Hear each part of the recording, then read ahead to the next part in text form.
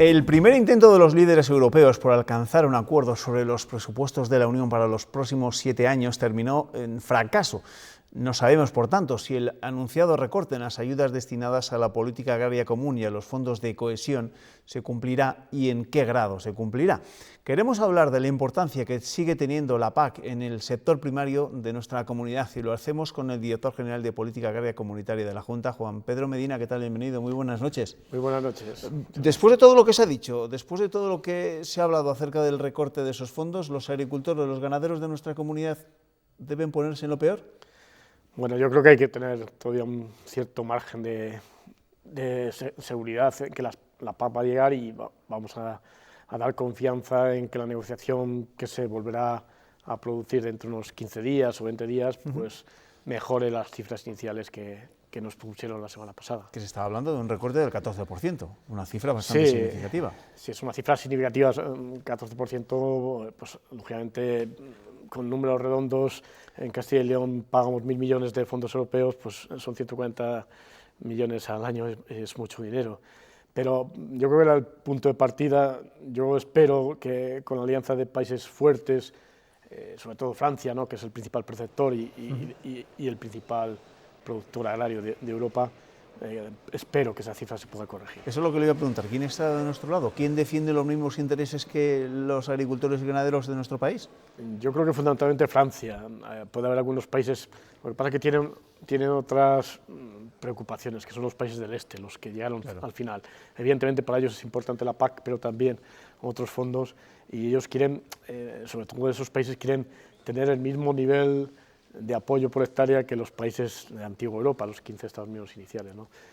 Yo creo que Francia. El que veo en una posición más tibia es a Alemania, que también es Francia, España, Alemania son los tres principales productores, junto con Italia. Pero Alemania, la diferencia es que es el gran contribuyente, y ahí le veo en una posición tibia, ¿no? ¿Mantiene usted, lo dijo en su día, que esta nueva política agraria comunitaria no se iba a terminar de negociar hasta el año 2022 porque estos procesos van para largo? Bueno, va para largo, llevamos hablando de ella desde el año 17, de esta PAC, desde noviembre.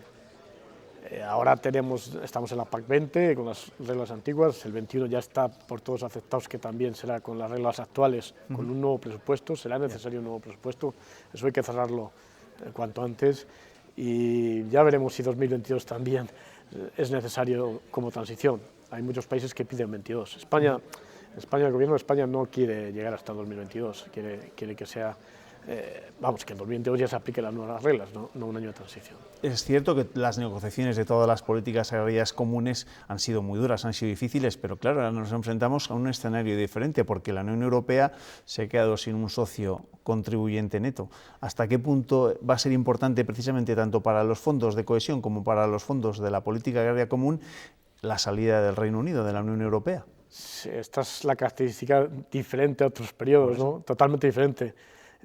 La salida de un Estado miembro, y además un Estado miembro que era contribuyente, 10.000, 12.000 millones de euros al año era lo que contribuía neto el Reino Unido.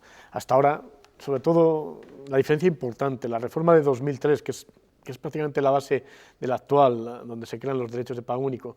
En aquella reforma fue todo lo contrario, era la integración de los países del este.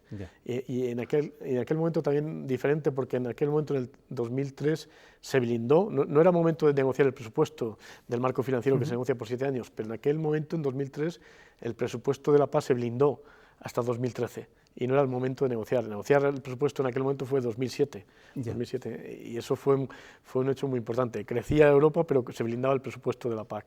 Ahora ha habido un problema, ha tardado en producirse la salida del Reino Unido y todavía no tenemos un presupuesto, no se llega a blindar. O sea, ahí es la gran diferencia y evidentemente eso es lo que ha condicionado mucho el debate y ahora está condicionando toda negociación. Ese agujero, lógicamente, que deja el Reino Unido, pues al final de donde hay que reducir, de las grandes políticas, las políticas de cohesión y la PAC. Para hacernos una idea, ¿hasta qué punto la política agraria común es importante para que las explotaciones agrícolas y ganaderos en Castilla y León sean rentables? Dependiendo de la orientación productiva, pero de media, en torno a un 30% de sus ingresos son procedentes de las ayudas directas, de la PAC. Si no fuera por las ayudas, muchas orientaciones productivas, ahora está de moda, estarían produciendo a pérdidas. Yeah. La verdad que la PAC surge hace, bueno, la PAC tiene casi 60 años, ¿no? Pero la PAC actual, que se conoce tal como las ayudas, surge para compensar la diferencia de precios, ¿no? Los precios institucionales caen y para ello entonces se llamaba pago compensatorio, la ayuda. Pero eso ya se ha institucionado y así son en algunos sectores absolutamente necesarias. Hay sectores que no tienen ayudas y también el propio mercado se regulan, pero los sectores en general más extensivos, los que ocupan mayor superficie, como son los cereales, o también las producciones ganaderas mayoritarias, como es la ganadería de vacuno, de carne o el ovino caprino, tradicionalmente han tenido que tener ayudas porque de otra forma no serían rentables. Claro, un 30% es un porcentaje muy significativo. Es muy significativo y es lo que, al final, indirectamente también es un mecanismo de sostener las rentas. Yeah. Podría haber otros, evolucionando hacia nuevos modelos de sistemas de vinculación de seguros o de rentas, no estoy refiriendo a seguros de inclemencias climatológicos, pero es un porcentaje muy significativo. El 70%, pues lógicamente, pues da una seguridad, además, una estabilidad. En años como el pasado, donde situaciones problemáticas de cosecha en algunas zonas, gracias a la PAC también garantiza esa sostenibilidad de la renta de explotaciones. Esta reforma es una oportunidad, esta reforma que está por llegar, es una oportunidad para que se cumpla lo que piden desde hace ya muchos años las organizaciones profesionales agrarias, los propios profesionales, usted también lo ha dicho en más de una ocasión, que esas ayudas vayan directamente al trabajador. No tanto al propietario, porque estamos viendo muchos casos, ¿no?, de propietarios que dan en renta sus tierras, pero que al final ellos a cambio se quedan con las ayudas comunitarias, con las ayudas de la política agraria común. ¿Se puede dar este paso? Es un camino que se viene recorriendo ya, ¿no?, desde la reforma anterior con ese concepto de agricultor activo. Yo creo que vamos a seguir dando esos pasos. Ahora se va a llamar agricultor genuino. Pero más importante del agricultor genuino, lo importante para mí es el concepto de actividad agraria, que nadie habla, ¿no?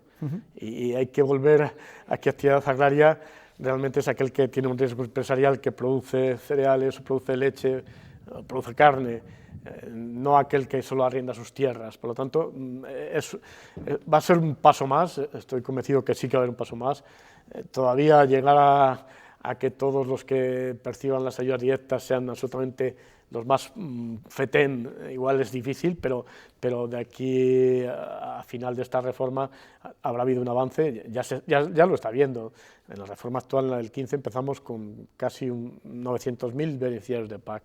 Ahora mismo, el año pasado, en España hubo menos de 700.000. Y de aquí a 2030 yo garantizo que estará mucho más ajustado y serán más los que de verdad estén en activo y de verdad dependan de esa actividad agraria, las ayudas, claramente. Por ahí van. Esto es un paso sucesivo, no es inmediato.